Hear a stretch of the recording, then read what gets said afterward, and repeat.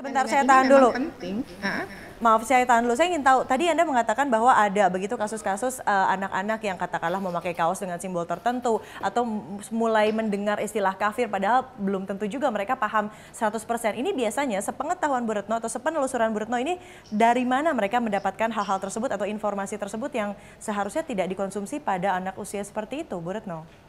Jadi gini, yang pertama itu biasanya mereka ini masuk lewat kelompok agama. Jadi kan kalau di sekolah itu ada kelompok-kelompok, ini sebenarnya bukan cuma Islam kok. Yang non-Islam pun bisa saja masuk dan untuk beberapa kasus kita juga menemukan.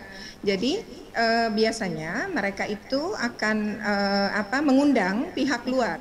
Nah, pihak luar inilah yang kemudian masuk dan biasanya memang sasarannya adalah anak SMA, bukan dari sekolah umum. Ini berasal dari sekolah umum, bukan dari sekolah agama.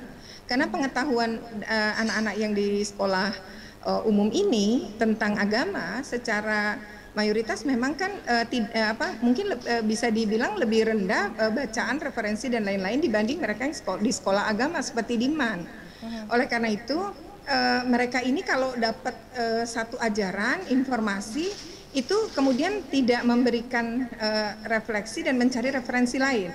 Oke. Nah ini yang kemudian menjadi sasaran. Nah harusnya memang pendidikan kritis menjadi penting. Karena pendidikan kritis ini artinya mempertanyakan, ini pendidikan yang membebaskan, memerdekakan. Ya. Anak boleh bertanya apa saja, dan anak-anak ini pun harus memiliki budaya baca, di mana anak-anak ini juga akan mencari referensi lain terkait informasi-informasi yang dia peroleh, gitu. Nah, di kita ini bisa dibilang pendidikan kita tidak kritis. Baik. Memang akibatnya hal-hal seperti ini sekarang sudah masuk ke sekolah-sekolah. Dan memang ajaran radikalisme ini seringkali tidak kita sadari. Umpamanya begini, kasus di SMK Klaten ya, kalau saya tidak salah, saya lupa nih wilayahnya waktu itu, ada dari 9 pengebom anak-anak yang juga mereka bikin bomnya sendiri, itu ternyata 7 berasal dari SMK yang sama, itu sekolah negeri. Dan di situ ternyata anak-anak ini adalah anak baik, dikenal sebagai anak baik, anak taat dan lain-lain.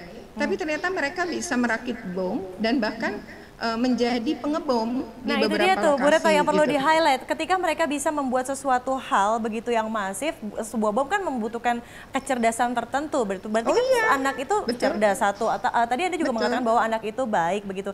Jadi ini harusnya yang disalurkan mereka dengan segala potensi dan juga tabiat yang baik. Berarti ada salah di mana nih Bu Retno?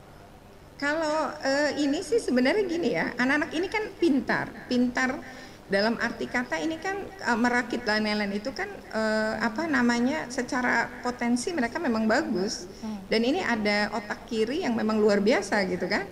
Apalagi katakanlah dengan teknologi-teknologi yang sangat mudah untuk digenggam katakanlah di anak-anak zaman sekarang begitu. Jadi informasi atau akses informasinya juga begitu mudah, Bu Retno. Betul. Jadi gini, kenapa perlu kepekaan guru dan perlu kepekaan orang tua?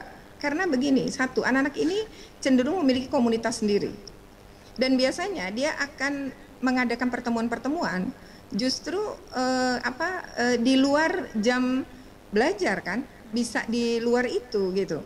Dan ini sebenarnya bisa kelihatan, misalnya kegiatan keagamaan tertentu, ekskul tertentu, kok dia bisa seminggu lebih dari sekali. Itu perlu tuh guru pembimbingnya dampingin. Ya, kemudian yang kedua, misalnya mulai terlihat diskusi-diskusi mereka bicara Togut, mulai bicara khilafah Islamiyah, mulai bicara yang katakanlah atribut-atribut tertentu begitu yang menunjukkan bahwa memang mereka bergabung begitu ya. Bu Retno?